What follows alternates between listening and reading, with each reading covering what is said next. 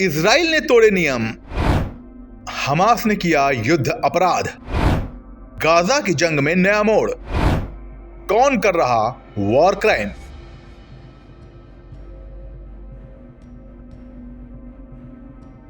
Hamas और Israel के बीच छिड़ी जंग में दोनों तरफ से अब तक कुल 4,500 लोग अपनी जान गंवा चुके हैं। इसी बीच 17 अक्टूबर की रात फिलिस्तीनी स्वास्थ्य मंत्रालय ने जानकारी दी कि इजरायली सेना ने गजा के अल अहली अस्पताल पर रॉकेट बरसाए। इस हमले में कम से कम 500 लोगों के मारे जाने की खबर आ रही है। उधर इजराइल के प्रधानमंत्री बेंजामिन नेतन्याहू का कहना है कि इस हमले का जिम्मेदार इस्लामिक जिहाद है। उनके मुताबिक हमास का ही एक रॉकेट मिस फायर होकर हॉस्पिटल पर गिरा है। इस भयानक घटना के लिए इजराइल और हमास एक दूसरे पर आरोप लगा रहे हैं, मगर इतनी बड़ी संख्या में आम लोगों की हत्या की वजह से देश दुनिया में युद्ध अपराध और युद्ध के नियम कानून पर चर्चा गर्म हो गई है। कहा जा रहा है कि जंग में सब कुछ तो जायज नहीं हो सकता। बंधक बनाए गए लोगों और आम जनता के भी कुछ अधिकार होते हैं। इस सिलसिले में जिनेवा संधि की बात उठाई जा रही है।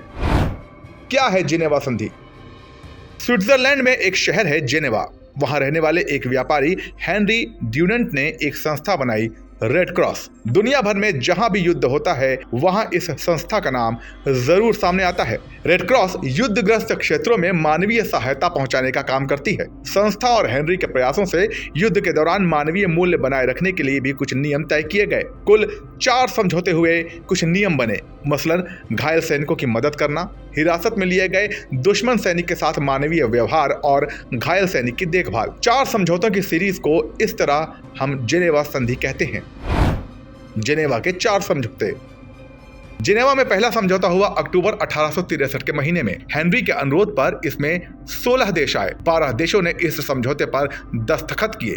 इस युद्ध में घायल हुए सैनिकों से जुड़े नियम बने, यानी युद्ध के नियमों की कड़ी इसी कन्वेंशन के साथ शुरू हो गई। साल 1864 में इसे लागू कर दिया गया। फिर साल 1906 में स्विट्जरलैंड की सरकार ने 35 देशों को अपने यहाँ आमंत्रित किया। ये दूसरी बैठक थी। इसमें जमीन के अलावा समुद्री लड़ाई के जुड़े नियम भी बने और उन पर सहमति बनी। तीसरा कन्वेंशन हुआ पहले विश्व युद्ध के बाद। पहले विश्व युद्ध में यह साफ हो गया था कि जिनेवा कन्वेंशन के नियमों का पालन नहीं हो रहा है। सैनिकों के साथ अमानवीय व्यवहार की कई घटनाएं सामने आई। इसीलिए इस कन्वेंशन में युद्धबंदियों यानी दुश्मन देश द्वारा पकड़े गए सैनिकों के साथ कैसा व्यवहार होना चाहिए और उनके क्या अधिकार हैं, इस पर नियम बने।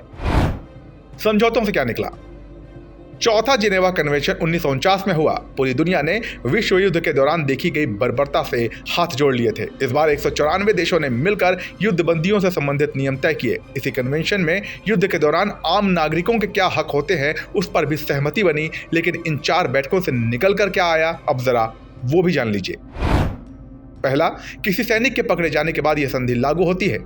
घायल युद्धबंदी का इलाज होना चाहिए, उसके साथ कोई हिंसा नहीं की जा सकती। युद्धबंदियों को लड़ाई में ढाल की तरह इस्तेमाल नहीं कर सकते। रेड क्रॉस कभी भी युद्धबंदियों से मिल सकती है। उनके साथ किसी तरह का भेदभाव नहीं होना चाहिए। युद्ध के बाद युद्धबंदियों को वापस लौटाना होता है। इजराइल, हमास और वॉर क्राइम। अंतर्राष्ट्रीय कानून के तहत सशस्त्र संघर्षों की 2 श्रेणियां हैं। अंतर्राष्ट्रीय सशस्त्र संघर्ष यानी कि IAC और गैर अंतर्राष्ट्रीय सशस्त्र संघर्ष यानी कि NIAC।